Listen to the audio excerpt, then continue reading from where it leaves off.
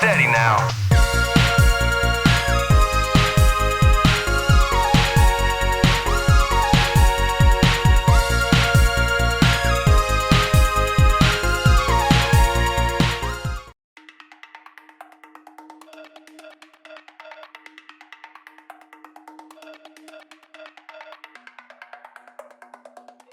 Part of Capcom's more experimental phase in the mid-2000s, Shadow of Rome seemed like a typical sword and sandal slasher, not unlike Gladiator Sword of Vengeance. But with Keiji Inafune serving as an executive producer, a handful of gameplay styles, and an alternate take on the assassination of Julius Caesar, it proved there was a lot of creativity under the hood.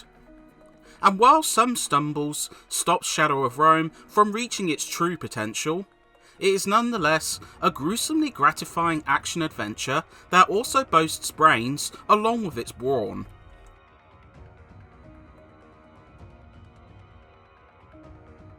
A story about the assassination of Julius Caesar wasn't anything new, even in 2005, but Capcom would opt to take an original spin on the idea. Two friends, Roman centurion Agrippa and his friend Octavianus, become embroiled in the mystery of the ruler's murder. Agrippa's father is accused of the murder, and the duo set out to prevent his execution in different ways.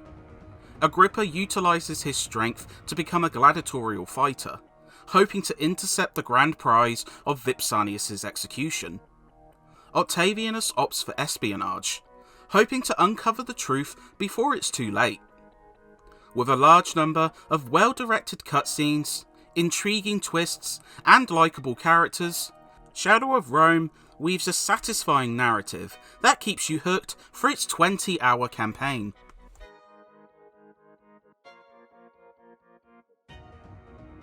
This story also presents two distinct gameplay styles, as you switch back and forth between Agrippa and Octavianus.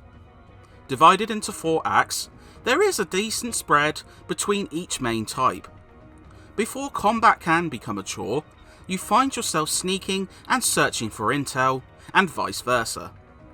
Some other neat elements also rear their heads, including grueling chariot racing, which rewards either speedy wins or ruthless murder.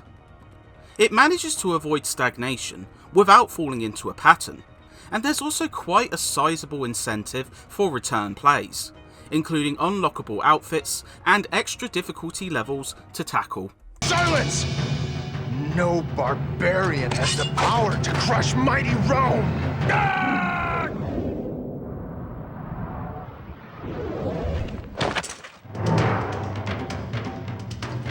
We shall see about that. Prepare to die!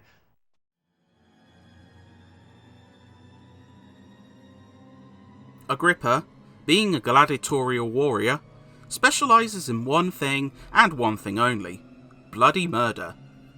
Shadow of Rome sees you partaking in dozens of arena challenges, using hack and slash gameplay to stave off competition. These include simple battles, team-focused flag destruction, and siege assaults. While allowing you to choose a starter weapon, each has a set durability, and repeated strikes will cause it to shatter. But this ties nicely into another key part of battle: salvos.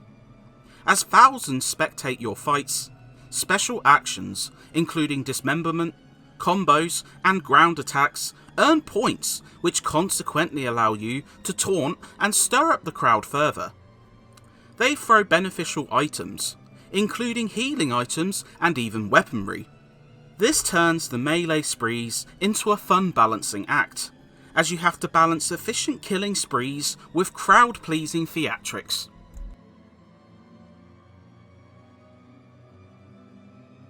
Playing as Octavianus sees the pace begin to slow.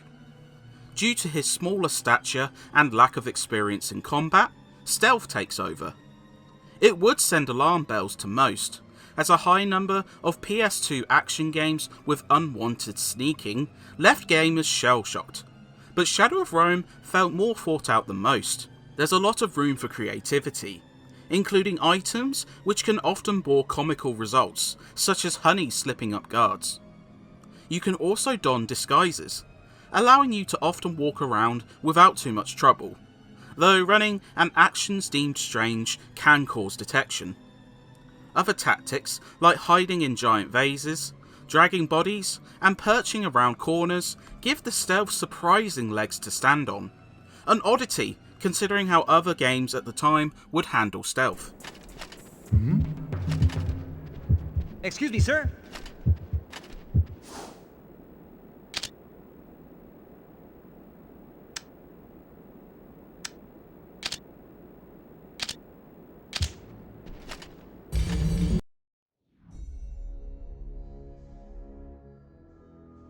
That being said, both elements can suffer from issues which, while not ruining the game, do put up barriers of entry. There are a few oddities with the stealth AI, such as walking straight past them with a suspicious object and other times spotting you for doing less. Combat is gritty fun, but can suffer from severe difficulty spikes in the latter part of the game. Strict battle objectives see you sent back to the beginning of scraps. Bosses with gargantuan health meters require a strategy and a dash of luck, and lengthy segments with scarce save points can prove tedious to overcome. These sorts of issues could certainly have been ironed out with a sequel, but sadly poor sales led to the cancellation of a proposed follow-up. I will go in first and secure a safe route. I shall signal to you when the time is right. Until then, hide and wait for my signal. What are you saying? I will go! I have a plan. You must trust me, Agrippa. Are we not friends?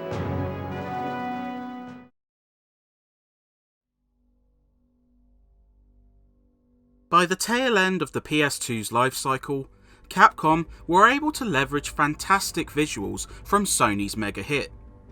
Shadow of Rome boasts a stunning visual presentation, which features detailed characters and environments, fluid animation during cutscenes and gameplay, and a silky smooth frame rate. There are some concessions for this last element, such as a shorter draw distance and plenty of film grain, but it still impresses. The sound is great in its own right, despite some stumbles. Voice acting is generally of higher quality, bar some stilted lines from Agrippa. The music is fittingly epic, with lots of orchestral tracks which fit perfectly with the setting. The vicious combat is bolstered by gruesome sounding decapitations, slices, and slams. It's a presentation powerhouse.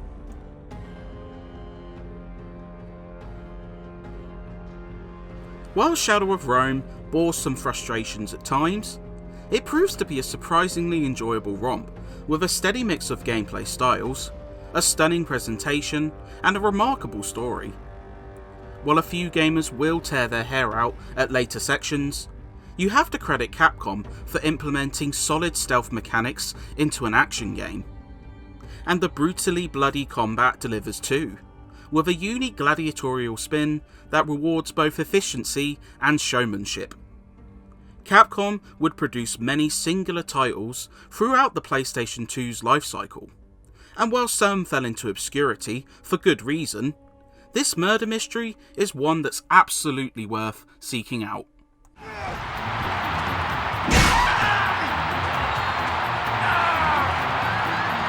No!